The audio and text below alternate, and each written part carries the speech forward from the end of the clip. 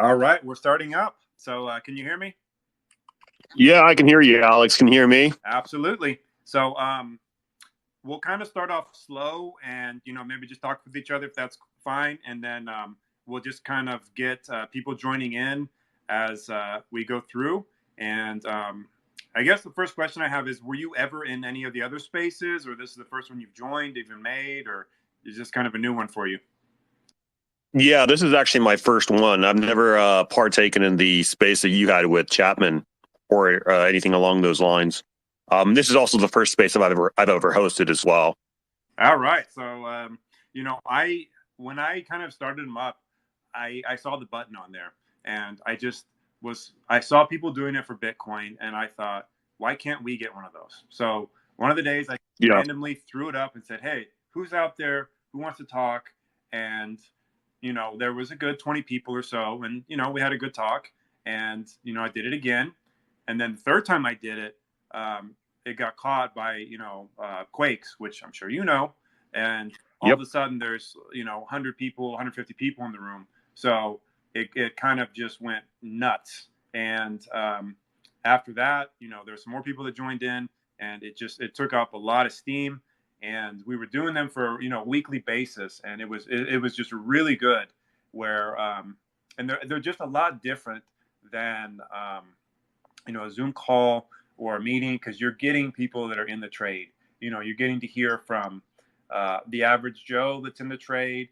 You're getting to hear from traders. Sometimes technical analysis join in, or analysts. So it's really it's a fun thing to be involved in. And a lot of times they kind of start off slow, but they can go crazy, and they can be all kinds of interesting people joining in and coming in. Yeah. And I'll just give you a quick kind of, I guess, house rules or whatever. So people can join, they can be listeners. They can put their hand up, the little gesture. So when they do that, they're kind of requesting to talk. And whenever they are talking, or basically the host or the co-host has to bring them on. So they can, be brought up, but they're a listener until one of the people throws them on and says, you can talk. So it might not, again, if there's a small group of people, you can have 5 people talking all at once. It's not a big issue. But, when rooms get really full, you have to kind of mute people or turn them off, and, turn your microphone off as well. That way there's not feedback on it. Okay. Yeah. It sounds pretty simple to follow. Do you want to lead the ship just to kind of get things going, and I can play sidekick? Absolutely. So again, we've done them in the past, and there have been a lot of fun. And just so people can kind of know who I am, I'm not an engineer. I'm not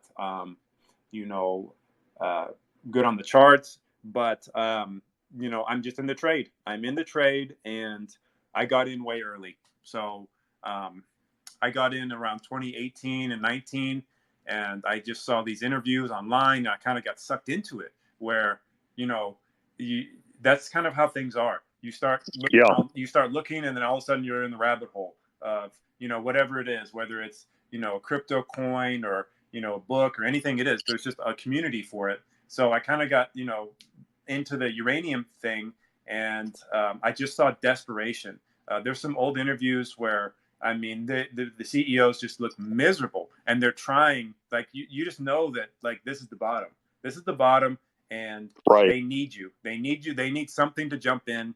And I got some really good positions, and after that, they went up, and I kind of discovered Twitter, and all of a sudden I look on Twitter, and there's CEOs here. There's CEOs. There's people that know what they're doing.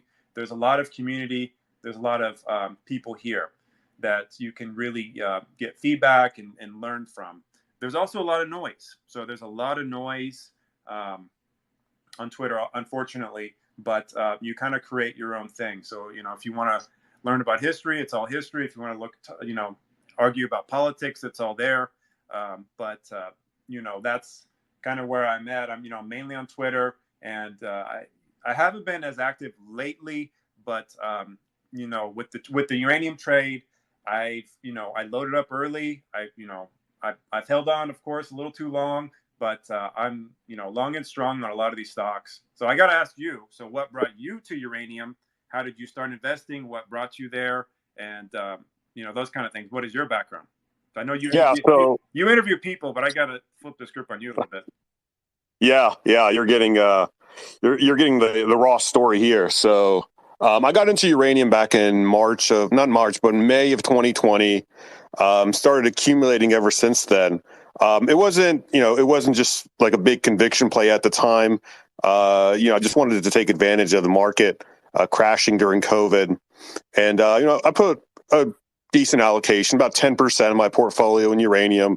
The thesis just made a lot of sense. The supply demand dynamic story, the demand being what it was and supply, being what it was as well. This made it a really simple thesis to play. Never really expected it to stretch out to this degree and play out the way it has. And one thing I will say to your point is I do see a lot of similarity between the uranium and the crypto community. Although the uranium community is kind of like a scaled down version of the crypto community, but I really think when this trade really begins to heat up, you'll start to attract a lot of the same fan base that can really drive this trade higher. My background, by the way, so I'm a data scientist. I work in analytics. I work in machine learning. I've been doing it for over a decade now, and just recently started this YouTube channel back in December, and did it for a couple months. Was a little overwhelmed with work. I still have a day job, but then I reopened it a couple months ago. I think back in April or May or early May, something along those lines. Started doing some TA, started doing some fundamental analysis news, and just figured I'd throw my hat in the ring and see if I can get some of these experts on. I was still a small channel. I still am a small channel, by the way, but I feel like you hit 1,000. Yeah, I hit 1,000 thanks to you guys. Channel is at Capital Cosm on YouTube. But yeah, it's been a fun ride. One thing to your point as well is that it's just remarkable how easy it is to make contact with some really high profile people in this trade and like just outside of this trade as well. Like I'm just really surprised at the networking you can really accumulate and get exposed to on Twitter. I just wish I would have gotten into this kind of stuff, years ago.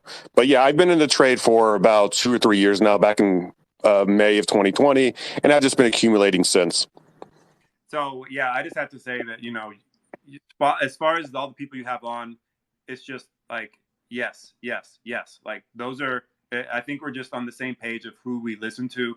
I'm a subscriber to Patrick Kareem, Bad Charts, and North Star. I've been a subscriber to them for a long time. I think they are just like the best. Like just yeah, it's hey, we tell you like it is. When like they called Bitcoin when it was about to crash, they said get out. It was a wait, and then all of a sudden it's get out of this. And they saved my skin on that. And they used to do a monthly uranium podcast or monthly TA chart. Some of the other guests you've had, Ferg, Fabi. So, we know those people. We like those people. And, it's a weird thing because the community is, there's some really, really smart people that you can just, hey, come on over. Lobo Tigre, he's just amazing. And yeah, I still need to get him on. Yeah. I thought you had an interview with him, didn't you?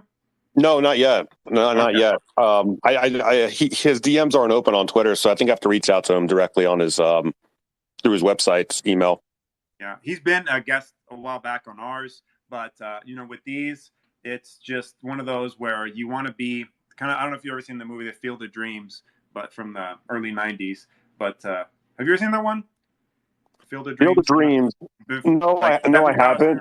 Well, anyways, he builds this giant baseball field, and kind of the mantra of the movie is if you build it, he will come. So yeah. If you basically, if you put the space up, you put the the spot, people will just come here, and that's the place you want to be. So I think we might have another guest join us a little bit later. But before that, I had kind of have to acknowledge with Chapman. Chapman used to be hosting. I mentioned it to him. I just haven't heard back from him. A while back, he said he doesn't mind if other people. I mean, it's not that I'm asking permission, but again, he was doing them. I just don't know if he's interested. I can't speak for him, but I don't think he's going to be here tonight. But we might have someone else join us just a little bit later. Okay, sounds good. Anyone else? Go ahead. Yeah, and if anyone else wants to kind of jump in, feel free to. We're starting off kind of smaller again, but even if it's just to say hello, introduce yourself, talk to us about like what you're invested in, because we've seen a dip, a bear market, correction, whatever you want to call it, and it's not been fun. I mean, some of these stocks are way back down. I mean, a lot of these juniors are like to 2020 levels, and we want, if you want to jump in and kind of talk about anyone else, feel free to. I'll talk a little bit later about what I did, and I don't want to tell people what to do. I never want to tell someone that they have to buy this stock or this or that, but it's do your own diligence. But I'll tell you what resources I use, what I like to use, who I would listen to. But that decision of what stock you're going to buy is on you. A lot of that risk, because some of these juniors have gone down 85%. I saw a start on a standard down 85%. So those are losses that are nearly impossible to come back from. So I guess with what I would ask is this: like, what kind of uranium stocks were you into? Are you into juniors? Cameco? What kind are you looking for or not looking for? So I guess I'll go ahead and answer if no one else wants to chime in. As it relates to me, I'm kind of balanced out across the entire spectrum. I've got about, I'd say, 10 or 11 stocks in the uranium space, all spanning from juniors to developers and explorers, as well as a producer. But I don't really have one heavy weighted allocation, one really high conviction play. I just kind of play it safe that way, because you really never know, which one of these is going to outperform, is really going to run away from you. So that's how it is with me. What do you guys kind of allocated in? My portfolio is just a big old mess, but I took some big positions in Paladin, and again, I'll tell you what I have, but I'm not gonna tell you to go buy it, especially if I had a lower cost basis. But I took a really big position in Paladin, Cameco, UEC. There's some other ones too, and for Fission. So I have a decent position there. And then as kind of there was pullback in uranium where and it's just whenever it goes up, you just see you have that feeling of, oh, this is the bottom, this is the bottom, this is the bottom, and it's so difficult to catch that actual bottom. So as some of the juniors are going down, I just took a big play in Azincourt, and it's not done well, but they've got drills, they've got some results coming back soon. So I mean, that one's just been destroyed. It's really tough to see that one, because when you buy something, most of my cost base is around 5 cents, but now it's at 3.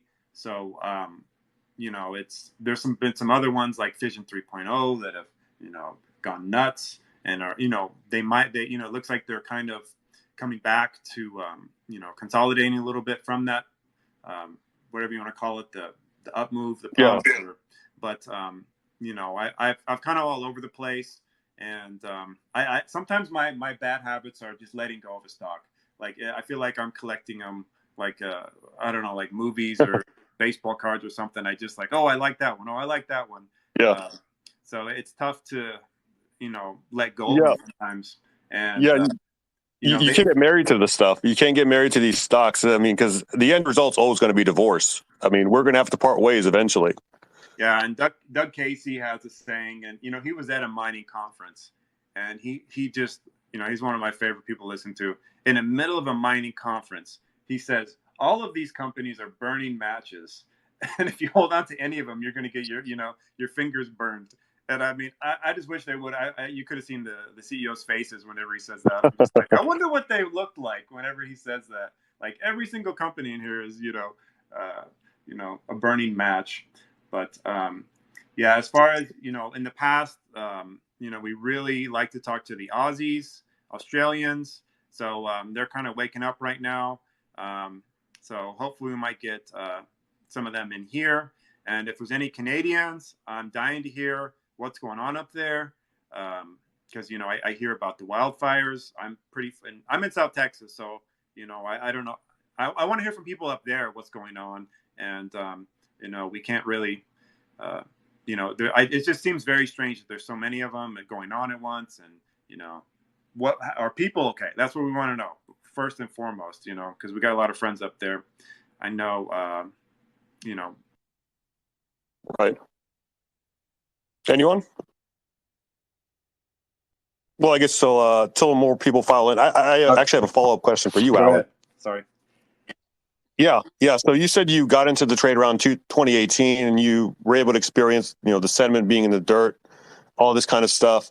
And then you also alluded to like how the trade's been pretty depressing over the course of a year or so.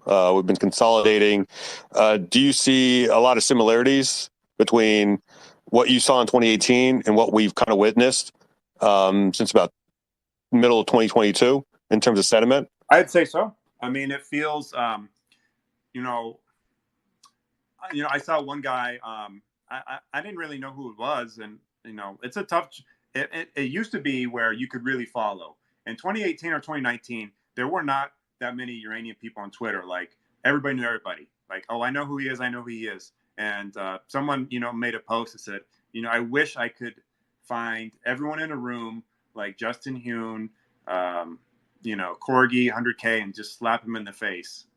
And I'm just thinking, that's the sentiment reader right there is, I wish I could, slap these people in the face that I listen to.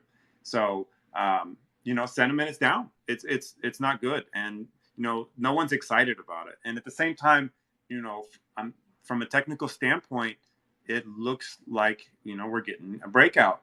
So it feels like everything's right on paper, but the people that are here are just so exhausted and tired, and they just can't. They just don't want to be here. They're just miserable by it. And it's traded, not exactly sideways, but it hasn't been, ripping and, breaking as much. So I'd say it reminds me of it. But if you would have asked me 3 months ago, I would have said, yes, it kind of reminds me of it. But it does remind me of it. But I'm telling you, on 2020, like it was worse because it felt like this does not make sense. This can't make sense. And it was just, oil went practically negative. And it was just one of those situations where I'm going to have to dig up some tweets about like when they happened. But, for fission, my cost basis was around 50 cents and the original one. And then it went down to 25 cents. And, whenever it crashes, to below half of that. And again, if you look on a chart, you almost won't even see it because it was just this crash in a few days. But that when, going through that, you're just thinking like, this does not make sense. Like what is happening? So in general, the sentiment is bad and people are tired. It feels like they're exhausted and it's like we're kind of pessimistic where we don't want to believe the good news. Like if somebody like, Warren Buffett could say, or Elon Musk could say, hey, uranium is the best thing in the world. And we just would be like, yeah, whatever. We don't care. It's just, we're tired. Yeah. It feels like. So what about you, the sentiment? Yeah. Well, let me take you behind the curtain as a YouTube content creator.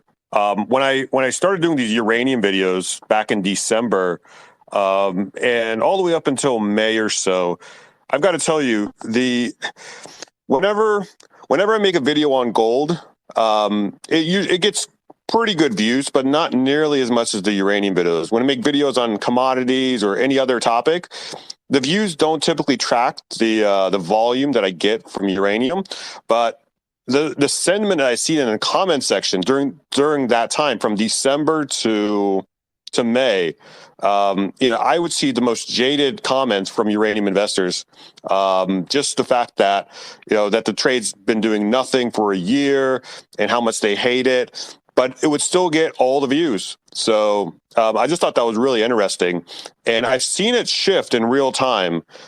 Sometime in mid-May, I started seeing a lot less of those comments, a lot less of those messages come through. And I just see a lot more positivity. There's one or two comments that I see every now and then that are still kind of in a disbelief mode, where despite what we've been seeing in the charts and the overall shift in sentiment, there's still a small minority of people that are still kind of in disbelief as to whether or not we're actually going to see a move up. But what I'm looking at in charts, I see. Technical analysis wise, we see clear breakouts on the weekly candlesticks for a number of different vehicles. This includes the uranium spot price itself. The miners are on the verge of breaking out. They haven't broken out, at least through URNM. I think URA is just at the cusp of breaking out, and then URNJ is starting to outperform URNM, which is a sign that money is moving further down the risk curve in the trade, which is a sign of confidence in the trade. So I'm starting to see shifts in sentiment.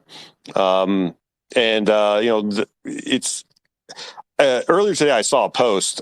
We have Cuppy talking about how he's taken I forget what the exact wording was, but like an exaggeratedly long position in uranium.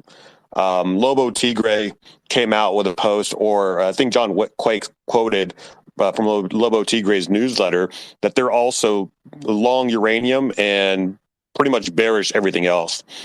And just a couple of days from now, a few days from now, we have I forget what her name is. Her name on Twitter is Chi Girl, but she's hosting Girl Energy.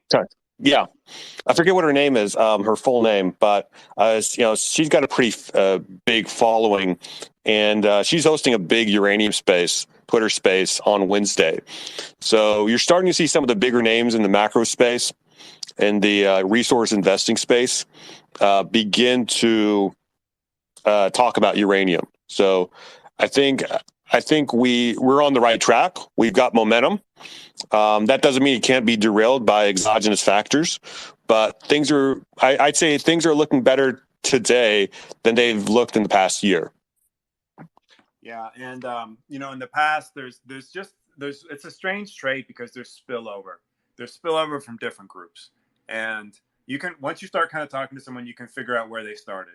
So I'm a gold and silver guy, and you kind of get dragged in on that version. But there's also oil people. So there's a few I think it's XCOM or whatever their thing is. So there's a few of them that get kind of dragged in, and you can almost tell who brings them in. It's like, oh, Cuppy brought me here, or Energy Burrito brought me here. So it's just interesting. And there's traders. There's just flat out traders that see the charts and say, hey, I'm going to take this, for whatever it is. If it's like a 5% in a day, that's what they're looking for. But I guess my original style is that I'm in things that can go up by big multiples. So you take some of that capital and you put it in something that can go up 3 or 4x, and if it doesn't, it doesn't. But if it does, you take that out and you put it into safer assets. And in the past, I've been doing that with real estate, with fourplexes, and but those have gone up so much that I'm actually selling one right now. So I'm going to be getting some capital to put in, and I just whenever I get that check, I feel like, oh man, I'm going to be a kid in a candy store. Like, I cannot wait. But are you gonna put it all in uranium? Well, I mean, you got to buy little things here and there. Yeah. But I mean, it's silver and uranium, like those two right there. I mean, I'm just like, what do I want? Yeah. How much do I want of it? But I mean, I just feel like it has to go in there. It has to. I mean, because, I just feel real estate has gone up like crazy, and it's just very unsustainable. And, it's just all over the place. I'm sure in some areas they're not building, but in my area, they're building like crazy. It's like, oh, let's build, let's build, let's build. And, from what I understand, it's like, you want to see what real estate price is, look at lumber. Like, lumber is going to show you what's going to happen to real estate, and it's down. So, that's where I'm at. That my original thesis was, take some of these exponential things and put them into real estate, but, you have to adapt and adjust. So, if real estate goes up too much, you got to get out of it. So, I guess that would be my question for you is uranium just a trade, or you're looking for, when it hits, what do you do with it? What is your thought on money? Or you're just always looking for the opportunity, or, what happens after uranium? Is it into silver, gold, oil, or is there a plan just yet? Yeah, I mean, uranium. I mean, we're eventually gonna have to part ways, but not anytime soon. Um, I I look for trades that are asymmetric. In other words, limited downside but substantially higher upside. It's kind of like what you alluded to. It's, finding trades that have like a 400, 500% potential, and then just investing in a bunch of different positions across the board. But you don't really need to hit it out of the park with each and every one. Just a small sample of that portfolio will more than make up for any losers to the downside. But I guess after uranium, what would we look at? That's really, that really depends on, where we're at in the current commodity super cycle. If it happens early, if uranium kind of peaks early before everything else, then I'll probably just kind of sprinkle the profits that I get just across the different resources that I own in addition to uranium. So I've got gold and silver miners. I've got offshore oil drillers. I've got some nat gas companies. I've also got some coal companies. I've also got some stocks as well. Some non-resource stocks like the DXJ, like Japanese stocks, and all this kind of stuff. But the vast majority of my holdings are in resource investments. So it would just be, I would just kind of sprinkle it across, the remainder of the portfolio that I have, and just keep a portion just to pay taxes. Because I live here in the southeast of the United States. And, I see what you're saying with real estate. It has gone up significantly here, especially where in Texas and in Georgia where I live. And I kind of subscribe to Andy from Finding Values thesis. I don't know if you're familiar with his thesis, his real estate thesis. I am. Yeah. So I don't think we're at a top in real estate. I look at the demographics. I look at the fact that millennials are coming into home buying years. And I got married and I was forced to buy a house because I'm married, because we're going to have kids, all this kind of stuff. You have to buy a house. Fortunately, we got our house back in November of 2020 at 3%. Okay. But if I were to get married today and we were planning on having kids, I would still be forced to buy a house. Regardless of the interest rates. So there are certain buyers on the market that are just going to buy regardless of what interest rates are. And you're still seeing a lot of people buying real estate, with cash, which kind of makes interest rates kind of moot in that regard. But yeah, to answer your question, it would just my profits in uranium, or whatever I sell from uranium would just be kind of sprinkled evenly across the other sectors that I would still be holding at the time. Yeah, and to me, it really feels like, the big chart that I live by is stocks, S&P 500 versus commodities. And, you look at that chart, it's just starting to, to tick up. And it feels like we're going to be in about a 10-year commodity bull cycle. But it feels like also you're going to, they're going to pop at different times. Like oil pops over here, natural gas pops over here. It could be lithium, could be coal, it's uranium. So it's going to be, traders are in and out of these different things, but it's, you're going to have to be active in it. but overall, the whole thing's going to go up. And I see Joker's in here. If you want to jump in, feel free to. We got, we haven't heard from you in a while. We're kind of kicking them back up. So, jump in if you want to. Hey, Joker, what's up, man? Again, whenever someone's a listener, they until they request or I put them on, they can't really start talking until you can kind of see under the speaker. But we have a lot of we have a few Australians, and the market just opens for them a little later. So as far as real estate, though, it's mainly just a house you have or other rentals. Oh, are you talking to me? Yes, and we have Joker coming on in just a second. Hi, guys. Yeah, in terms of real. Hey, Joker. Yeah, so just to really quickly answer Alex's question, I've got a house that I own, and then I also have a second house as well. Yeah, go on. Sorry, I just got in late, so I missed most of what you were talking about. Oh, so again, we're just saying, hey, we're kicking back up the spaces. Just so you know, Chapman, I reached out to him. I haven't heard from him. So, we're going with it. And, he said a while back, if you want to do them, that's fine. But, we're starting off small again. But, kind of introduce yourself a little bit. Tell us how you've been dealing with the correction, whatever you want to call it. And, just jump in a little bit. Yeah, well, as you know, I got into the trade in was May 2020. So I got in at a good time, obviously. I just, during the pandemic, I just went into, because we ended shutdown, I got back into the market then. I was out of the market for about 7 or 8 years. So that's when I got in, Joker.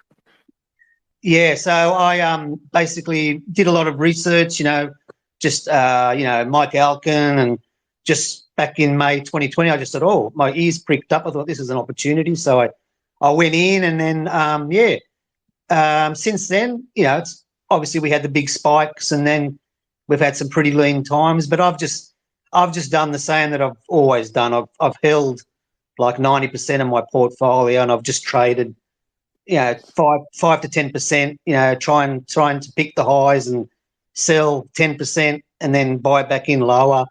I've had some wins, I've had some losses, but otherwise it's all going pretty well. So, but as far as being in the trade, we want to hear from people that are in the trade. How did you deal with the correction? Were you panicked, or you just saw, hey, it's fine, and I was at a lower price? How do you deal with that? Yeah, obviously, we have such a big drawdown. Like when you have 50 or 60% drawdown, it does make you doubt the original thesis. All sorts of doubts go through your mind. You always start to say, does the market know something that you don't? I mean, there's a whole psychology behind it, and I'm sure half of it's intentional by the market, but I really have done a lot of due diligence. Just, you listen to, Mike Alkin, you listen to, what's his name, from Cameco, Grant Isaac, Justin Huhn. There's a whole lot of very knowledgeable, people in the space. And, once you do your due diligence, it's a compelling thesis, all the, everything that's happened in terms of supply and demand. So that always came to the fore for me. I didn't panic in the sense that, oh, geez, I've got to sell everything. I hung in there, and, and as the months clicked over, it's just becoming more and more compelling. You've seen the drawdowns, you've seen it, you've seen them recover, and I still think the best is yet to come. Yeah. So as far as the trading itself, are you looking at when do you know to get out? That's what I guess. I just use the chart. Yeah, I just use the charts. They're not a 100% guide. Like I said, I've had some wins, I've had some losses, but I just use the charts, and I just use the RSI indicators, and and then just an opportunity to sell, and then I buy them back lower. So I can make. Just with a 10% holding that I sell, I can make, a few $100 here and there, but I seem to put it all back in anyway. So I sort of get a little bit of a compounding sort of thing happening. So I tend to buy a few more shares back. So my portfolio has grown. So yeah, you've got to keep it interesting. You just can't sit there and watch stocks. You've got to do some sort of trading. That's my sort of theory on it. So Joker, what's the capital gain situation in Australia? I know here in the United States, we've got to pay either like a 15% long-term capital gains if we hold for over a year, and then somewhere around a 30% for short-term gains. Here it all depends on your income. So if you've got there's different tax bands. So say, once you get over, say, 50 or 60,000, you start to pay 30%. So any capital gain is over, whatever threshold you're over, that's what you'll be taxed. Now, the same with any asset you hold for a year or longer, you get a 50% discount. So you try and sort of make sure you can sort of utilise the discount. But in terms of the taxable, what they're taxed at, so if you're got other income of $100,000, that puts you in I think it's a 43% tax band. So any capital gains are taxed at 43%. So just depends on what your total income is for that financial year.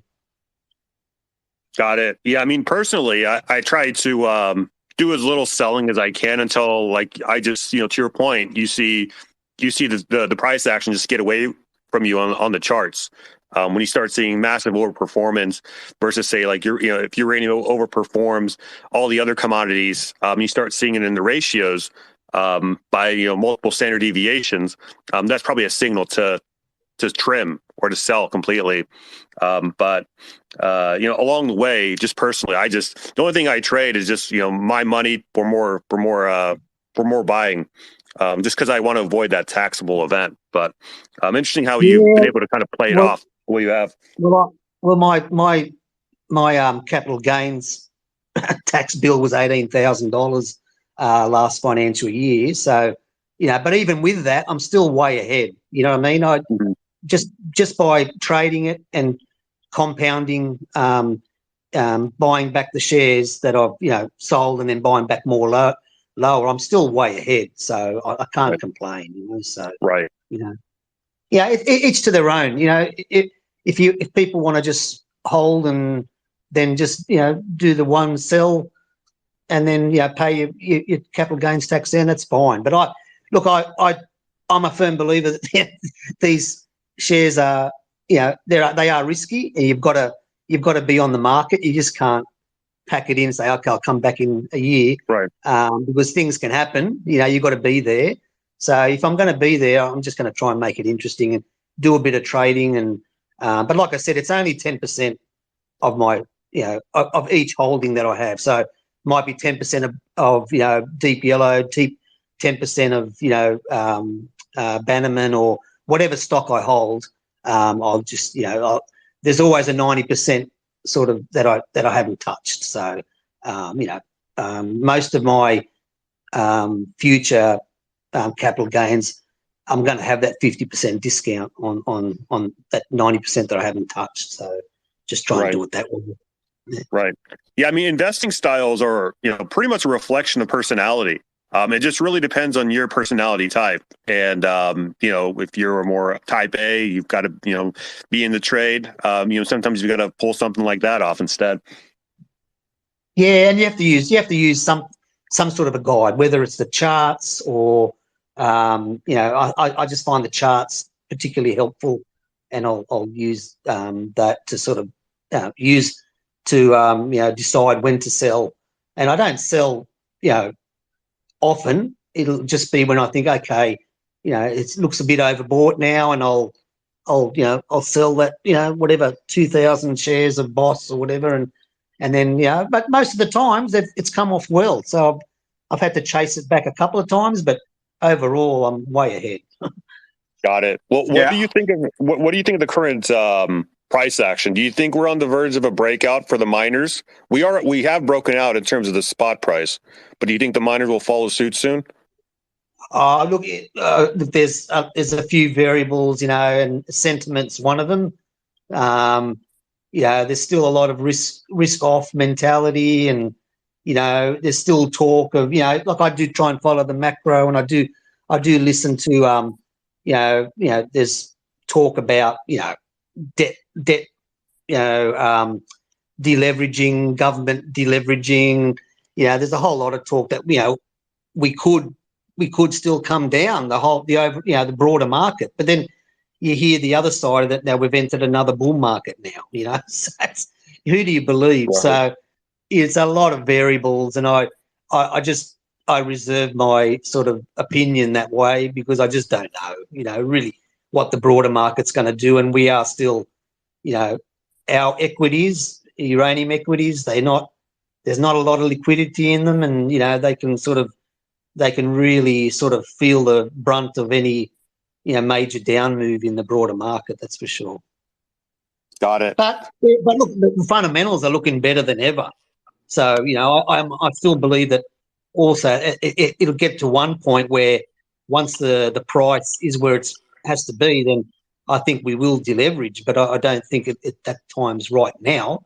But we've all seen what's happening with the spot price. It's there's not a lot of downside. It's sort of ticking up, and the term price is ticking up. And for me, the term price is a little bit more important.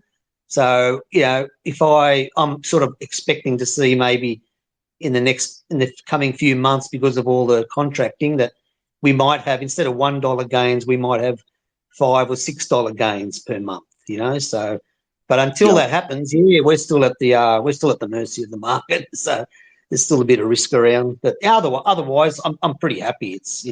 It's progressing well, and it's taken a bit longer than I thought it would. I thought we'd be on our way last year, but that's sort of goes to my point. We just don't know when it's going to happen. So Yeah, there's an old saying, "Man plans and God laughs." In this case, it's uranium in the place of God. But yeah.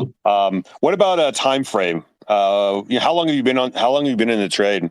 And how long are you willing to wait? Well, since May 2020, that's when I got in. Oh yeah, that's right. And then, I'll just keep assessing as we go on, and just knowing the deficits that are on the horizon. I'm really bullish for where the price is going to go.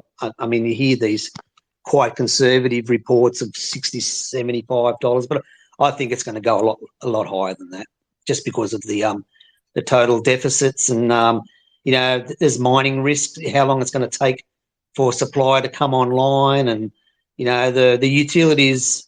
I don't know. We hear a lot about why they're hesitant to buy, but I think they should have done it a long time ago. If they, it doesn't take much to work out, that supply is needed, and it takes a long time to get these mines online. So, I mean, just to see what's happening with Cameco, their contract book, Kazatomprom now with a lot of their supply probably stay in the east. So I think we're gonna see some real fireworks. That's my own opinion, but so I'm willing to hold for a while, and I can see the price going a lot higher. Yeah, like these guys that have made like these, like you said, conservative predictions, like B of A, covered in my last video. They made a $60 ceiling prediction just last year, and they've had to revise that up to $80 now in their most recent publication. So these kind of ceilings and projections, kind of moving targets, and they're always moving targets to the upside. They never revise it down. So I definitely agree with you there. I don't see it stopping at 75. Just calling it sticking a fork in it and just going home after that. Yeah, I agree. I just think the supply. We hear Grant Isaac talk about there's for what supply there is, it's only going to sort of fulfill 70% of the needs. So I mean, and we're talking about, when you're talking about 30%, of the needs that aren't going to be met, that's the real recipe for a real sort of run on the price. I think, you know, it might take another year or two, but I think it's coming. And Yeah. that's, you know, Go ahead. it feels like this trade is very much patience, and you know, you have something they need, and you just have to wait it out. I mean, you really have to wait it. And so many investors are not like that. And, you know, I you know, just myself, it feels like patience and curiosity are like the biggest advantages I have. And a lot of people just do not have the patience for this trade. Yeah, there's another It old does saying depend. that the market is the ultimate wealth transfer mechanism from the impatient to the patient. Right? Yeah, I think, you know, personally, you know, when you know what's coming, to sort of bail out too early, that would be a terrible thing to do, you know. Just to, you know, I believe in taking some profits along the way. I've done that too. But yeah, I think to sort of, yeah, I mean, everyone's got a different sort of agenda too, you know, whether you're a day trader but if you're, you know, if you really want to lock in some big gains, you've really got to, yeah, like you said, you've got to be patient. 100%. Anyone else in the room? You know, what do you guys think of the current price action, the current market conditions in the uranium space? Do you think we're on the verge of a breakout? Like I said, the spot market's already kind of breaking out, but what do you think of the miners? Anyone else? Sometimes people are a little shy. So I guess for Joker too, I have two questions for you. One, why do you have King's Day over there, or Queen's Day, whatever it is? It's some holiday. I mean, Well, what's going on with that? It used to be the Queen's birthday, but she passed away last year or early this year? I can't remember when. So Prince Philip, who was the Queen's son, is now the King. So it's just King's birthday long weekend. It's a public holiday, yeah, to celebrate, you know, the royalty, which, you know, I don't really care about particularly, but it's a public holiday here. You get the day off, so you're fine with it, right? And then Yeah, well, yeah. yeah, for Joker. So Capital has a big channel, you know, kind of coming up, you know. So who are the best people that you would want to see on his show? Who is you know, the CEO, the you know, the trader you would want to see on there? You know, whether it's an Australian or a Canadian, who would you want to see? Yeah, well, I would look. My big four are Mike Alkin, Brandon Munro, Grant Isaac, and Dustin Garrows as well. They're the big four for me. Doesn't someone, I can't remember who knows Brandon Munro. Is it you or someone else down there? I've spoken to Brandon. Yeah, I own Bannerman shares, and we've spoken. You know, whether it's on email or I met Brandon at the Uranium conference in Adelaide in November last year. I went to the Uranium conference there. So, yeah, he's a lovely guy, totally genuine. Really couldn't meet a nicer guy. So, yeah. But look, I'm very circumspect. I never ask him anything about Bannerman because, you know, he's obviously, there's, you know, obligations that he has to sort of stick to in non-disclosure. So I never pressure him about anything like that. But yeah, I'd just love to hear Brandon talk. He's just such a knowledgeable guy. But yeah, I think those four for me are the big industry insiders. Are always good to sort of talk to. You know. Okay, well, I'll see what I can do. I definitely love to get Mike Alkin on. Yeah, no, well, you know, he's been quiet, but he seems to be coming out of a bit more now, and I think even Brandon touched on that. There's been some deal made with is it Consolidated Uranium? They had a spin-off, and I think Mike Alkin had something to do with that. And I think Brandon even said it might bring Mike Alkin out into the public a bit more and to talk about uranium. So anyway, he has showed up. He's gonna be on a podcast tomorrow, I think, or the with the commodity culture, I think, on 14th of June. So he's coming out a bit more. Yeah, so it's always good to listen to him. But yeah, I think, yeah, Brandon, Mike, yeah, Justin Huhn is great too. He's very knowledgeable. So there's some good voices out there to listen to. Yeah. I have Justine coming on in a couple weeks as well. So Yeah, well, I've been listening to your YouTube. They've been great. So keep it going. Yeah, it's good to see thank you, brother. Reach your 1,000, which is good. Yep. We're YouTube monetized now. We're pending approval process, but we should be monetized soon. So Yeah, well, that's what I encourage people to do, is just to listen. Listen, it's a very closed industry, the uranium industry. So just listen to as much as you can from industry insiders. That's because that's where you start to get those tidbits of information that you can start to, join the dots. excellent. Well, hey, Alex, it looks Bubba wants to Jump on in, Bubba. Tell us who you jump on are. in. Tell us a little bit about yourself. Yeah, I'm a retired investor. Basically, I've been in this trade for about 2 years. Um, so the question I have is, I'm sort of looking at this, and I think there may be like uh, two theories going forward as far as how the market's going to react, and I'd like your guys' opinion on it. One, I think there's going to be a short-term kind of blow-off spike, and then there's the long-term investment thesis. So long term, you have a lot of different reactors coming online. You have the SMR space getting active. So I think there's a really long term thesis for this. But before that happens, I think there's going to be a lot of excitement and a short term, maybe almost a meme like blow off top. What are your thoughts on that? I'll go first because I probably have less to say about it. But the chartists that I follow are it's Bad Charts and North Star, and they have everything on a it's like it's the parabola looking thing. Goodness, but I mean they're professional chartists, and they're looking at the technicals of it, and they've been spot on. When it goes too high, it's right back on the arc. So the arc lasts a while. Right. It's going to be it could be 2 or 3 years.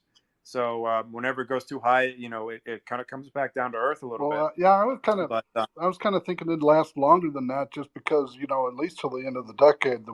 So I think what you're saying is correct. Yeah, it's going to spike up and then it'll be pulled back down to the arc, but it's going to keep on. In my opinion, It's going to keep on going for quite a while. Yeah, and it's just, can you wait it out? Can you stay in the trade? That's the toughest part. Is getting where when it's up, you want to just jump out of it, and when it's down, you're pulling your hair out. So it's a long trade, but it feels almost like Bitcoin in slow motion.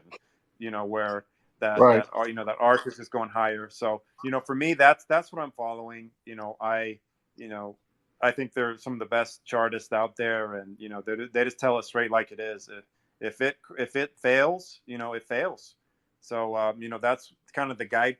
How I'm making a decision is looking at their charts, and using some newsletters. Like I bought Smith Weekly, and I'm a uranium insider. So, they're going to, your big positions, you want to be following them. So I don't know if that answered your question, but I'll jump it back to Capital. Yeah, so I think one useful thing to consider as well is just to look back during the NASDAQ.com bust, because we also had a commodity bull market forming just about at the same time that we saw that bust occur.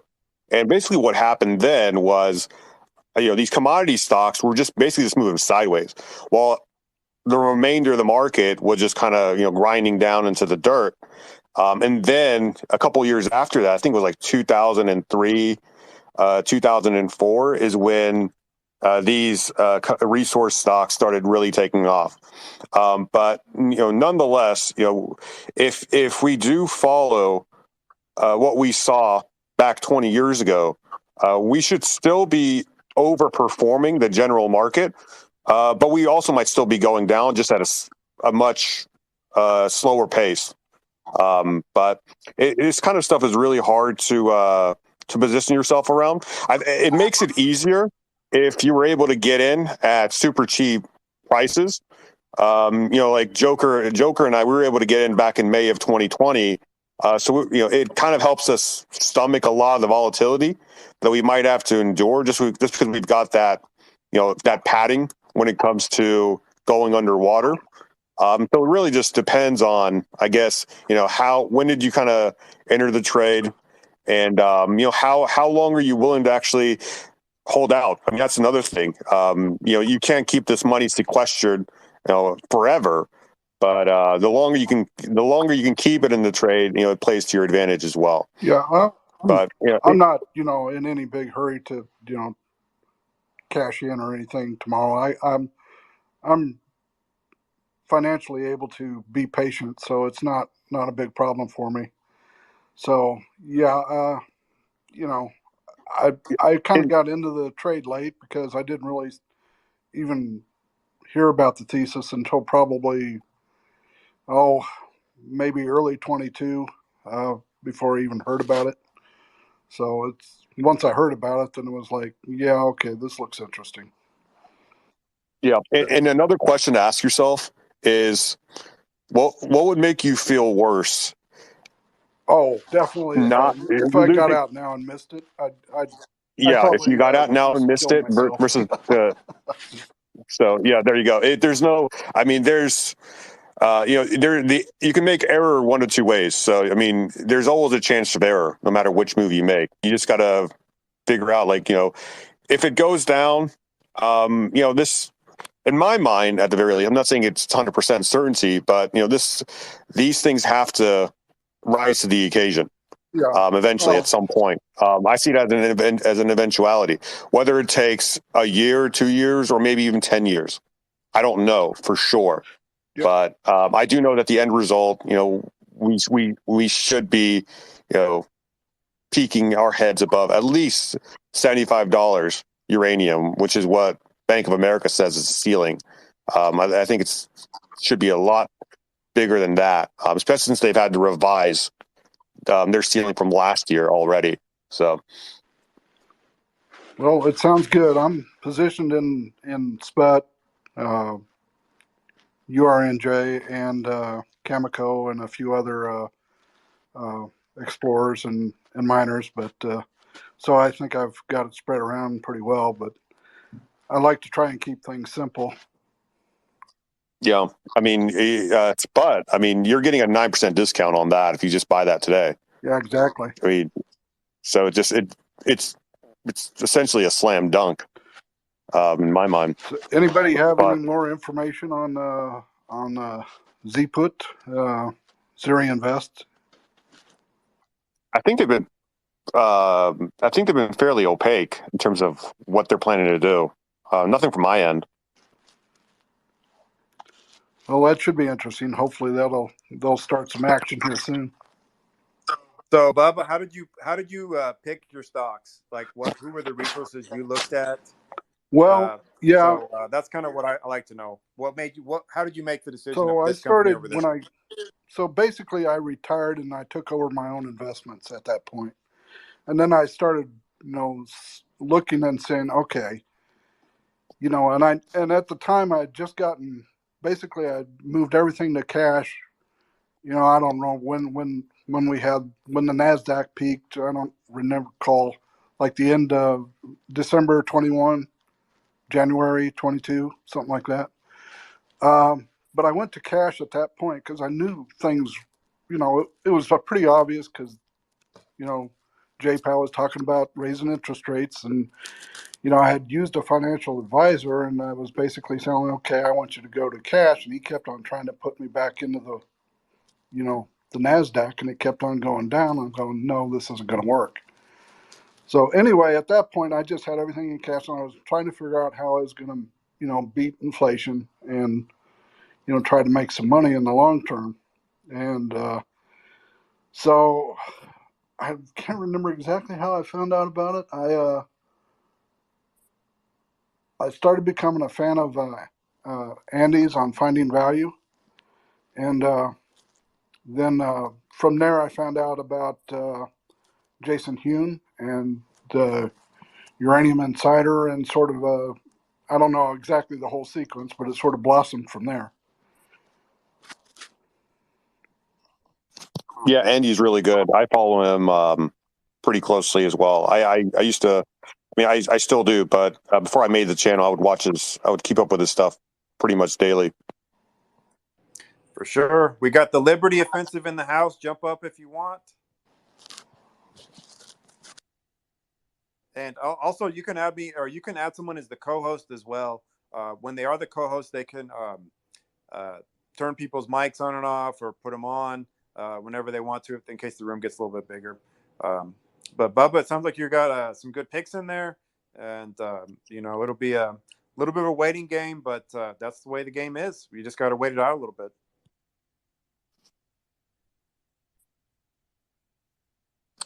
Hey, Alex, I just made you a co-host, by the way. Anyone else in the room want to talk about what they think about the current market? Are we on the verge of a breakout? When did you get into uranium? Anyone else?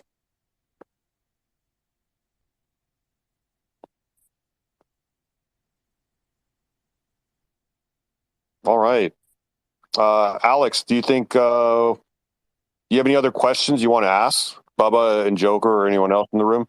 I kind of want to have Liberty come up here. He's a chartist also, so I want to get his opinions on some things before we cut it close. I just don't know if he's driving or anything where he can't talk that much. But if you can try to put him on if you can, or invite him on. Yeah, I'll turn him on. Okay.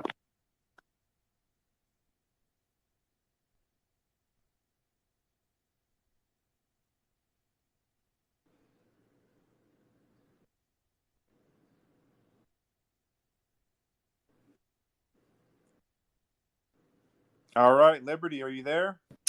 What's up, Alex? How you doing, brother? Oh, excellent. So we're starting the Twitter Spaces again. I gotta ask you. I mean, what's going on the charts? We're about to hit a breakout. I mean, it seems like, hey, we can do this. We've got this. In particular, uranium, I assume, right? Oh yeah. Well, I do still study the charts. I'm not quite as active as I was. Life has changed for me quite dramatically, so I'm not as finely tuned as I once was, but I do pay attention to see what's going on. And if you remember, Alex, my videos at one point, I talked about how the uranium space was kind of diverging from itself. And after being in sync for so long, the charts were just following each other so crystal clear. They were all in perfect sync. There was even a lot of synchronicity with the gold and silver space at the time, and that helped make it very easy to chart and predict things, especially with the macro news. It was just all in this wonderful flow. And uranium at that time was a very easy thing to predict. I think that a lot of this bifurcation has continued. You'll see things like Cameco that are kind of running away, and you'll see others, like, for example, energy fuels that's not keeping pace, right? And so you have clear leaders that are running away. And this is something that we talked about a long time ago in the prior uranium spaces, is that this might happen, right? Where these clear winners, these flagship companies might do that. I think that's what you're seeing. I think, to be a little bit more specific to your question and what you're asking, I think when you look at the charts like a Cameco, for example, you're sitting at 3076, and you're coming up to what's previously been resistance, about that level. The RSI looks good. I mean, it's trying to get back into this channel that had started back in July 21. So this is 2 years later. It is once it fell out in about, say, October 22, it's really struggled to get back in. It's made a couple attempts, but it's been denied every time.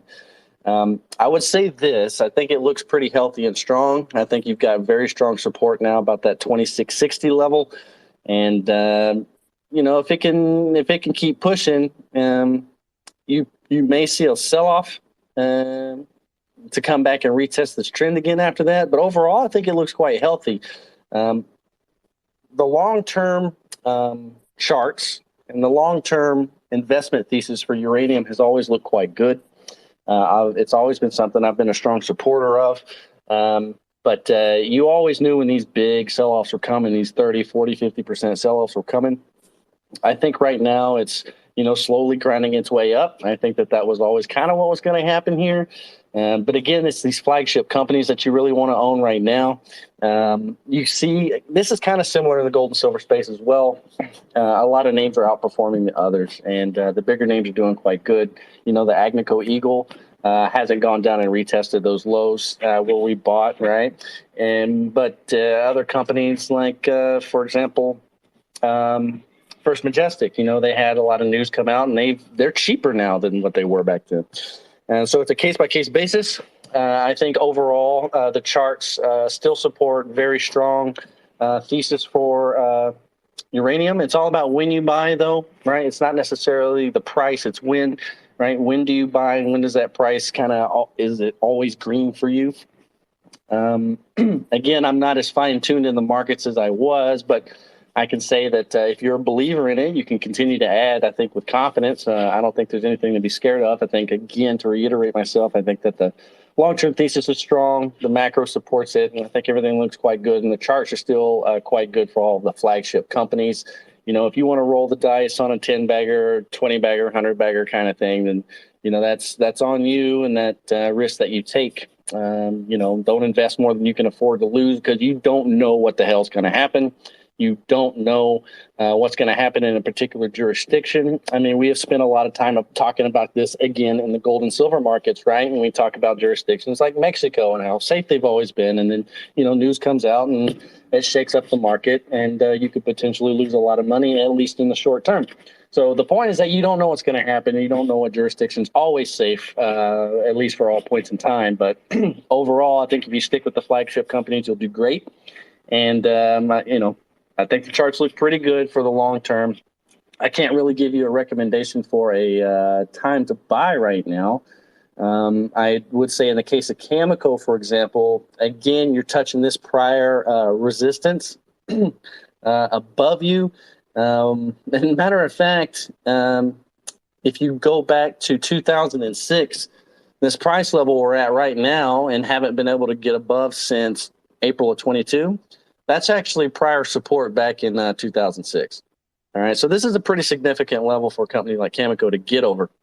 If you can get over that and hold it, hold above 31 for an extended period of time, I think that's a pretty clear signal that you're safe to go on higher for longer, right, for a sustained move over time. I don't see anything in the charts that suggests some kind of imminent, 30% move or anything like that. The RSI looks all natural. Everything looks quite healthy. The patterns all look pretty normal. I don't see any major tells. It just looks like it's trending up over time, constantly testing highs and lows, and it's grinding its way up. But I think if you're interested in uranium and you're here in this space, then you should pay attention and continue to monitor it. And I think over time you're going to do good. So you heard him right there. Invest in those 100-baggers. Just gamble away. Yeah, right. And look, I'm joking. Not financial advice.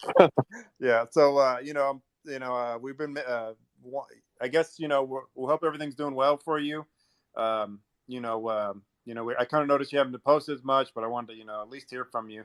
So hypothetical for you. Let's say someone is hypothetically selling a house because real estate's kind of gone up, and you have to put it into something. Would you rather put it in, for you personally, gold, silver, uranium? Which of those do you think? And if anyone else wants to jump on the question too, again, a hypothetical. Imagine you sold a house and you have a little bit of extra money to throw in. I think that if it had to be today. Oh, I close next week. Okay, you close next week. The honest answer to that question from my personal perspective, which means nothing. I think the gold market has a little bit lower to go for now before it rebounds to the next leg higher. where just kind of glancing over the charts here in uranium, we've got some potentially sideways to slightly up trading for a while. So it just depends on how comfortable you are watching your account on a daily basis. If you're the type of person to do that, some people can't handle being down 2 or 3% or 5% at any point. And you just got to understand that a lot of these things are long-term. It's like I said a few minutes ago. In my videos in the past, I was all about pointing out those moments to buy and sell. That's all I did was look for those opportunities to buy and sell. And most of the time we nailed it because these charts are quite reliable. And if you're really in tune with it like that, it absolutely works. I think right now, I can't really answer that question other than to say, if you want to buy gold and silver stocks right now, you're going to have to sit on a few losses for a little bit longer, maybe a month or two. I think I would just sit in cash, to be honest. That's the answer. Sit in cash another month or two, and these should be just about done to take the next leg higher. I think the next leg is the big one, especially for the spot price. So if I were to look at the gold chart right now, and this is the one I keep up with the most, gold and silver, we come down to at least 1888, something like that. Maybe worst case 1800. That's it. If you got cash, that's when you get back in and just get ready, because I think after that, the next high will be an all-time high. And I don't think that we come back to those levels again. So my advice would be to hold cash and not be too anxious because uranium's not really giving you any signals one way or the other that I see. Even the ETFs they're just kind of trading. I mean, they do have some nice long-term patterns and pennants. We are attempting a breakout pattern out of a descending pennant here in URA. And the volume, it's not bad. I think next week will be a good tell, put it that way. You get nice volume and follow through next week in uranium. Well, there you go. Yeah, I can see that. That'll be a pretty good sign because that will confirm a breakout. And I will stress this point because a lot of people got duped on that breakout. What was it? Like in August or maybe even January. There was some big news. I can't even remember what it was. It may have been related to Russia or something, but everybody got duped on that.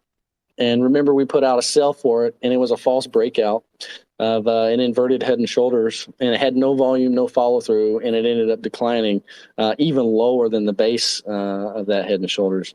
If you remember that, Alex. So that's what you're looking for in uranium right now. I'd at least wait a week, right? See what kind of volume and follow through you get on the ETFs and Cameco. Look at the volume, see how high the price can get, see if it can push above these resistance levels. And that'd be a pretty good sign, because if you can do that, you can chase it with a fair level of confidence. And you can also expect it to come and retest this breakout point. So, for example, expect Cameco to come back and test $31 again, right? So I'd be looking for something like that. Gold and silver, wait a little bit. The prices are going to go a little bit lower, but that's okay. A lot of these gold and silver stocks are still substantially higher than they were in the September lows. We talked about this in our gold and silver spaces. It was stack timber to remember, and that was a time to buy most of these companies. Individual company news, the Agnico Eagles of the world got bad news, and so they're lower. But if you bought Hecla at 350, you're sitting happy, and you have been ever since, right? And this is true for a lot of these companies. So just wait, hold cash a little bit longer. They're kind of getting shaking out some hands right now. I'm looking at bullish divergences right now all across the gold and silver space. And so, yeah, they're selling off, but their next move is much higher. So my advice, Alex, is to be patient. And just as a personal note, you mentioned it. Thank you for asking. I'm doing fantastic. Life is quite good for me, actually, right now.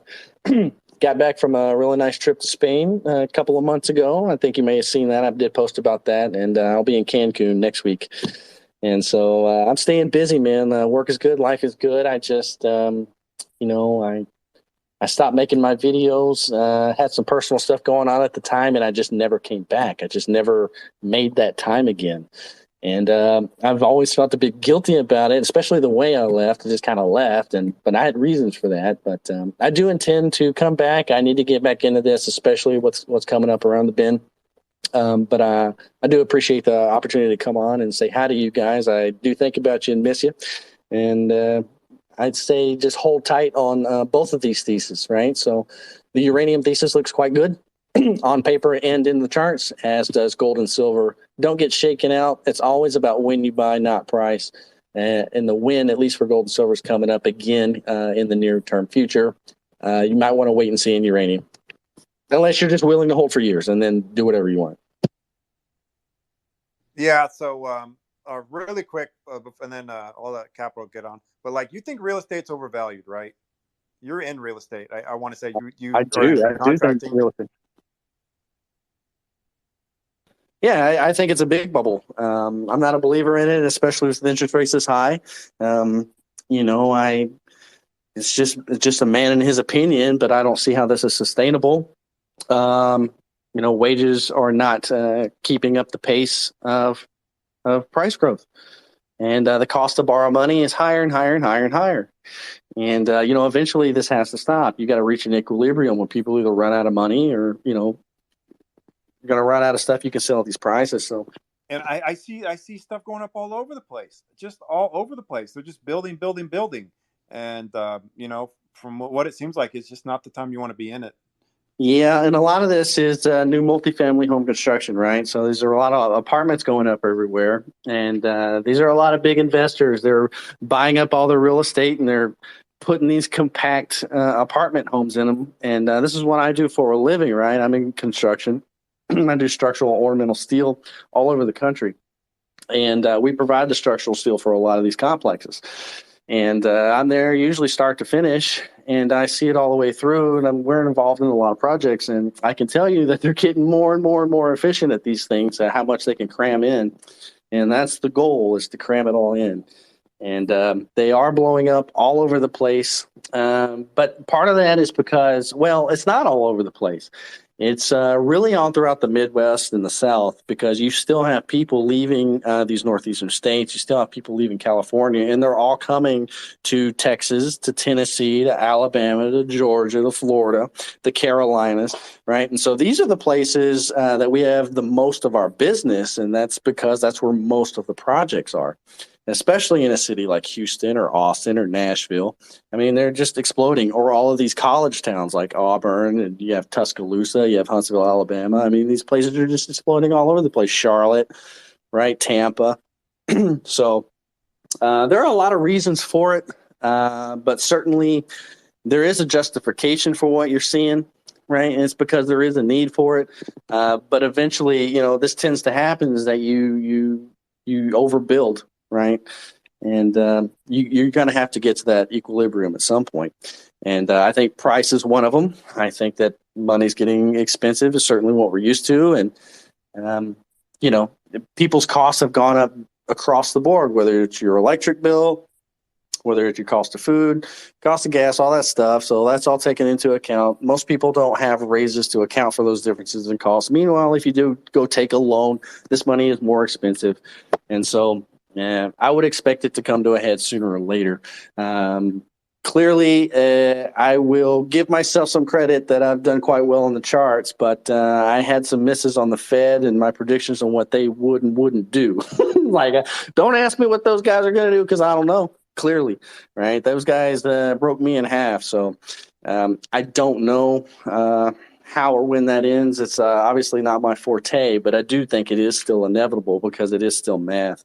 Right. And so that has to reach equilibrium. And I think that the base case for all of these investments is still quite good. Energy is fantastic. It's phenomenal. It's extremely leveraged to inflation, oil and gas, all that stuff, any type of energy. Obviously, uranium is special because it should be the fuel of the future, right, for our regular everyday usages and stuff. So and it's clean. And, if nuclear power were discovered today, it'd be a revolution. It'd be a breakthrough. We'd be celebrating it, right? People be cheering in the streets, right? But it's got this stigma to it. Yeah, it's understandable, blah, blah, blah. People are just going to have to get the hell over it if we're going to sustainably power our future. And so I like that. It's getting harder and harder to argue against it, in my opinion. And so I'm still a believer. I'm still down for that. But the short answer is yeah, Alex. I think it's all overpriced. I think it's going to equalize sooner than later. We're a lot farther now than we were the last time that we had spoken. Several people in this group have spoken, and a lot has changed, and none of it's really better. I don't think. I think we're just closer. So don't lose sight of the end result here. Right? I don't think any of that's been turned around. Just stick with your thesis and revalidate it daily to make sure that you're right. So Liberty, you mentioned oil and gas. I'm looking at natural gas right now, and it looks like it's kind of beginning to, find some room there in the mid $2 range. Do you think we've kind of bottomed by way of natural gas, or is there more downside to come? I can't honestly answer that question for you, brother. Like I had said on the onset of this thing, I'm a little out of tune the way I was just a few months ago. Life has gotten a bit too busy for me, so I haven't kept up with the broad markets that much, just a few specific sectors. Iron sharpens iron. Have you heard that one? I might be familiar. But yeah, again, you got people have lives to live, so there's stuff that comes up, and sometimes it gets exhausting. Like looking at keeping on the bubble of what's going on with the Fed, and sometimes you're getting into these cycles where you start watching the news and you just get hooked into it, and what's going on with this and what's going on with this. It just feels like there's so much more noise. There's just constant noise about what's happening to kids in some other country. And you're just like, goodness, it just feels like, you just want to turn it off sometimes. Well, I can tell you this much. It's that a part of me feels rather bad and guilty because I've got a lot of people reaching out. Liberty, I'd love to see your videos. Liberty, this and that. And, I appreciate that. It means a lot to me. And I know people are looking for guidance. And, I like to try to help where I can, when I have the confidence to do it. But I will say this, completely getting out of everything the way I have, I kind of at first was forced to cold turkey. And since then, I just kind of stayed that way. And I have to say, I feel free. It feels so good not reading all this crap every day. My perspectives have changed a bit because of that. I feel a lot more healthy in my mind. I feel like my thoughts have stabilized. I mean, this crap being in it every day, I thought, and it is a passion of mine. It is, but I needed the break. I needed the break, man. And I think that when I do come back, and I will, it's going to pay off in the long run because it's really given me a lot of new perspective. And I think that it's going to help me navigate things in a new way in the future. I already feel it. Like even though I'm not making videos or comments or spaces, I'm obviously still active on a personal level. And, I've already seen this happen for me personally. So overall, I think it's a good thing to break a serve me well. So you're in a stock chart bear market at the moment, Liberty. Well, I wouldn't say it's a bear market, but I'm not doing much more nibbling, right? It's like I get in because I track, right? I'm obviously heavily invested in a lot of things, so I keep up with my money, right? And I make sure that I don't take any losses or certainly minimize them, right? And I navigate still on a personal level. I just don't have the damn time to be doing this for others, and there's a lot of time that goes into these videos and just updates and getting on these spaces and staying up till 11 12 o'clock at night like we've done in the past. Like I can't do that right now, and I don't want to right now, but I will again. I know it, and my wife wants me to. I mean, she's encouraging me to do that. She I showed her your text, Alex, and she's like, well, go get in there, go talk to him. It's like, she's totally supportive. It's just not quite right yet, but I'm getting there pretty soon. I really truly am. Yeah, no rush on it. We've got a good 10 years of bull market left in commodities. So on a quick note, also a little unrelated to uranium. So I guess Yamana got bought out. So I am a Agnico Eagle owner with you. I think that's one of your big ones too, right? Yep, it is. That's a good one. I think the last one I got it from my dad too. It was like $42. So that was a good one. That was back, I want to say in September for the Stack Timber to Remember. Remember, we were really big on that. We had Don on during that time talking about how this could be the lows and the gold and silver stocks. And for a lot of names it was and has been, hasn't changed. And I don't think they're ever going back to those levels. So we got Austin in the house too. Feel free to jump in if you want, or anyone else wants to kind of jump in. We're just starting it back up. Just kind of getting to talk and hang out. If anyone else wants to jump in, feel free to. Yeah, guys, I just going to quickly say I just retweeted Jesse Day from Commodity Culture, the link to the Mike Alkin interview. So I just retweeted that. So if anyone wants, I'm sure most of you already know about it, but if anyone here that hasn't seen it yet, you can just have a look at it. I just retweeted it, so it's on there now. Yeah. So Austin's jumping on up. So tell us a little bit about, are you still in the uranium trade? Are you out of it? Did you get shaken out? Are you freaked out? From being in the trade, what's been going on for you?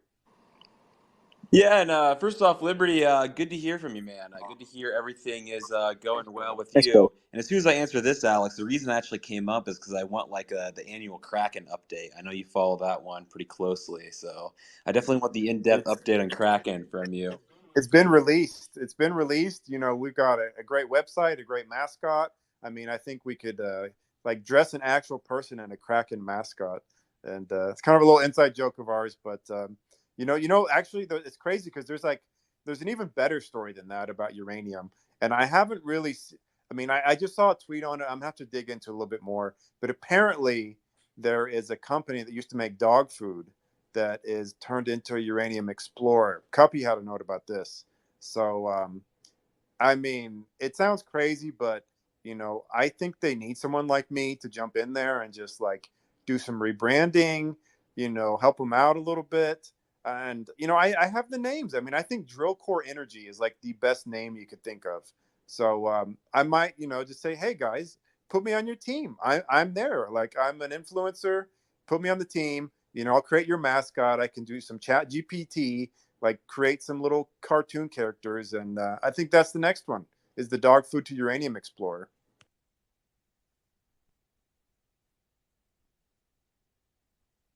Yeah, and So are you still in the trade, Alex's Austin, or not? defense here, he's actually the only one that were in these uranium spaces that could actually beat the index. We did a little fantasy uranium league. I just looked at it recently. We have a Google sheet that just pulls in real-time price data.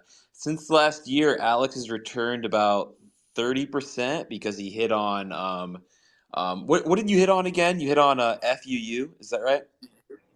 Yeah, I had a really disciplined way I picked the stocks. I just looked at the charts, looked at the fundamentals, read through all of their the perspectives, everything. Sure. So that's how I picked all of them, and it was really a lot of due diligence that took everyone else out. Yeah, so Alex returned 25%, and nobody else beat URNM. I think everybody else lost at least 15% in their fantasy uranium picks. So did that. I'm actually not invested in the space at the moment. I've held Cameco and Sput at various times. Yeah, I don't know. I think just maybe because overall the market, I think, is going to maybe see some near-term probably liquidity headwinds. And I just don't see a lot of, I don't want to be a buzzkill in this space. I just don't see a lot of great ways to play this that I feel confident in at this point. Because the reason being, if you look at just the earnings report from all the other miners, from gold to base metals, just the cost to run a mine right now is just going parabolic, and the cost to build a mine is just insane. I think I need to understand how these contracts are going to be structured from an inflation perspective. I know some of the past ones, maybe Global Atomic, I'm thinking of. It's yeah, there's an inflation accelerator that's going to be like CPI, but who cares if CPI, the way it's being reported, is 6% and the cost to build and operate a mine are going up 18%. I actually don't like the contract nature of the space, and I think there's a very real case that all the spoils go to Cameco and Cap over the next few years. Well, it's just not going to be economical to bring on a lot of these juniors. I may very well be wrong, but that's kind of my hesitation. I just think Cameco's fully priced. And also, I was kind of joking, tongue in cheek, about the fantasy uranium. I picked them all. I picked every name based on their mascot, and FUU was the. I picked it because the ticker is FU. So I was kind of doing it in a joking way, but it ended up winning. So who knows? Tells you what all the due diligence does for everybody. But so Austin, same question for you. You got a hypothetical person sold a house, and they have a good amount of little change coming to them. So if you had to pick one or two commodities to be, like, what's your commodity you would rather be in? Oil, sit in cash for a little while, gold, silver, uranium. Where are you going? On that one, near term, I would actually look at some of the U.S. fertilizer producers, and the reason why is like after the whole Russia-Ukraine outbreak. I mean, they had a great run. They paid down their debt. There was just an incredible pricing environment for the U.S. fertilizer producers. Yeah, like urea prices have started to come down, but in my opinion, I think that we're going to see kind of a European energy crisis 2.0 this winter. I think you're going to see TTF go up. And this is something like 75% of the cost to make most fertilizers is natural gas itself. And you can kind of think of a U.S. fertilizer producer. Their pricing power comes in the spread between Henry Hub and TTF. I think that's going to blow out again. If you look at something just like CF Industries, perhaps Mosaic, I think these things are just really, really attractively priced. I mean, fertilizer is not going anywhere. So I would look at fertilizer, and then very selectively in the silver space. I still like silver. I still like Silvercrest a lot. It's very, very cheap in my opinion. And then probably just in the royalties and streaming space, I like Sandstorm, Wheaton Precious Metals here, just because they don't have the operational cost issue, and I think there is huge exploration upside. So yeah, I'd go fertilizer and silver. Yeah, so that was one of Don's Duret's favorite picks is the Silver Wheaton. That's his premier pick for a streamer. Yeah, I can. I'll support Austin on that. I think that was all very well said. Big proponent of fertilizer. I think it's still a good trade, and the charts are looking pretty good. It's massively oversold. Companies' names, tickers like IPI, NTR, looking pretty good. All right, I got a question for Liberty. So some of these juniors have fallen like in uranium. I know you don't have the charts in front of you, but I mean, some of them have fallen 85%, like a standard. I mean, how do you know when these things are, again, I'm not involved in that stock, but, just an example. So standard, I mean, it's gone 85% down. How much more can it go? I mean, isn't this just like one of those Warren Buffett's, you just pick up the cigarette butt that's burned out on the floor kind of situations? All right, standard uranium. Do you want me to look at which ticker? Over the counter? Whichever. I think it's STD maybe. And again, I'm not in the stock, but STND. It's just one of the examples. Like some of these things are just been beaten to death. I mean, they're just trading at almost their cash levels. So I mean, I see the chart, and it's look. The chart tells you that it's been very oversold. But again, I would urge caution for something like this. You really got to know the fundamentals of the company. You got to know the reasons why. You got to know if there's a reason to believe in the chart at this moment. Because on one hand, the chart says it's very oversold, and you might be looking at a buy opportunity here. It looks like it's bottomed out potentially, but I don't know a damn thing about this company. I can't speak to it at all. So there may be a very good reason for this, right? It might go lower. So good charting requires both of these things. You have to understand the big picture, the whole thing. And so I couldn't speak to it here. Like a chemical, for example, if that was bottoming it out and I could see it, then I would be more confident to say, oh, yeah, this is a good place to buy. But a company like this, I can't tell you, man. It's just not with confidence. Can I just add something there? Just with Standard, like they've been drilling. They've got a few projects, Davison project, and they just haven't hit anything. And the prospects, it could change overnight. But for now, the market's just said, look, it's a dud. But if they hit some uranium, then it'll turn around. But that's a big risk to take, because there's been a fair bit of dilution, and John Bay, he's a great guy, and I wish him all the best. But they've just been very unlucky. They just haven't hit any sort of significant uranium. But if you listen to their videos, and they're sort of vectoring in on what they think is um, close to a fine. So I would just like caution as well, but maybe stay tuned to their announcements, because if they do hit something, then it will turn around. But until then, big risk. Austin, there's a commodity I haven't talked about yet. What about copper? Copper is the one I'm probably the most torn on. I mean, obviously, like everybody else, I love copper long term. Like, I'm convinced it's going to $10. Like, probably within 5-6 years. I can see the road to getting there being rough.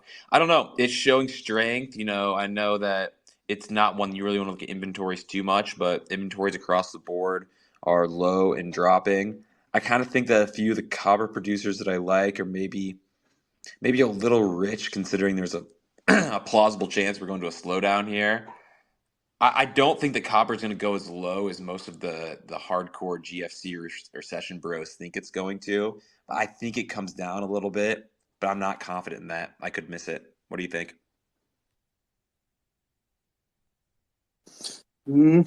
Your guess is as good as mine. There's still a couple of companies I'd like to buy. Oracle is one still that I've been looking at for a long time. It's still hovering around that level that we were waiting for back in the whatever day, about 50 cents. That's the over-the-counter ORRCF. And the chart does have positive divergences. It is suggesting that it wants to rebound here from this support level that it's been riding for since, let's see, July 22. It's been trading sideways here, and it looks like it's building strength, so it is tempting.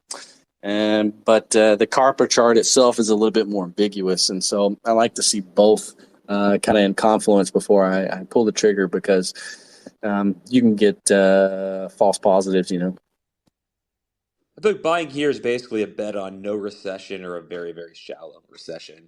If that plays out, I mean, copper's probably a fine buy here. If it doesn't play out, there's probably a better entry.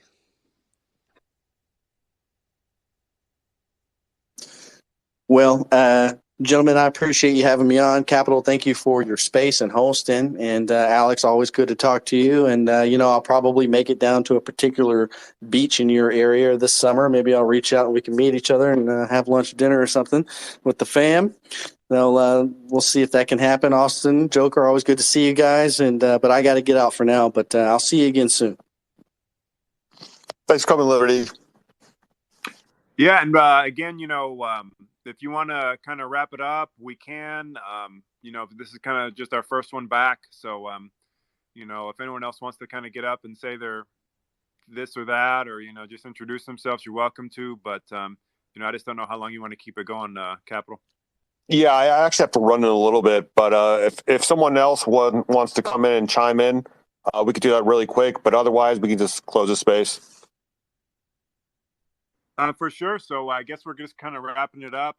So it's been really cool to get rocking and rolling again. And, again, people just joining in. I haven't heard from Chapman, but, I just want to keep them going. And, hopefully we'll post these to YouTube a little later. The first one back might be a little messy, but, we want to have that place where you can kind of hang out and talk your shop and, just say what's on your mind if you're frustrated about the trade, or you just want to get some advice on what to do from other people. This kind of the spot for it. Yeah, it's uranium therapy hour for the uranium traders. Well, anyways, thanks, Alex, for reaching out to me and just making this thing happen. This is really fun. We'll try and do it again next week, and just make this a reoccurring meeting. All right. Happy King's Day, everybody. Happy King's Day. Bye, y'all.